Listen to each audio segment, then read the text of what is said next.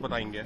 अगर हम उत्तर प्रदेश का पिछले 8 सालों में विकास देखेंगे तो हमें समझ जाएंगे कि आज प्रदेश की क्या हालत है। आज जो बेटियों का और बहनों का जो हाल है, जो लगातार उत्पीड़न के मामले, बलात्कार के मामले सामने आ रहे हैं और सरकार और पूरा प्रशासन केवल मूर्ख दर्शक बनके रहा है और ना कोई एक्शन लिया जा रहा है, ना कोई इस तरह की कार्रवाई की जा रही है और ना ही किसी तरह की प्लानिंग की जा रही है जिससे कि जो आज के हालात है उनको सुधार किया जाए। तो कहीं ना कहीं ये पुरानी बातों को खोद कर निकालना, गड़े मुर्दे उखाड़ना इन भारतीय जनता पार्टियों की अब नियत और नीति बन चुकी है। और जो मुद्दे हैं, जो देश के हमारे मुद्दे हैं, जहां बेरोजगारी का मुद्दा आज परम बहुत इम्पोर्टेंट है, बहुत महत्वपूर्ण है, जहां महंगाई का मुद्दा है, जहां एजुकेशन फैसिलिटीज का मुद्दा है, जहां लगातार एजुकेशन की जो फीस है वो महंगी होती जा रही है। तो इस तरह कई मुद्दे हैं जिनको भटकाने से और कहीं ना कहीं जहां देश हमारा पिछड़ रहा है, उत्तर प्रदेश के पिछड़ने से देश पिछड़ता है, सबको बात पता है।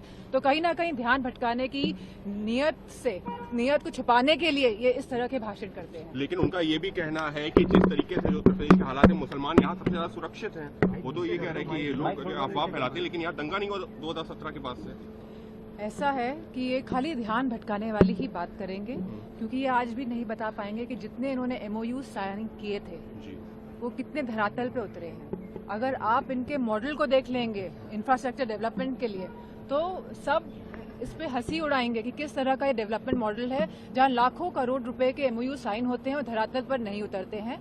और ये खाली अब मैनेजमेंट और मीडिया के माध्यम से अपनी छवि को सुधारना चाहते हैं।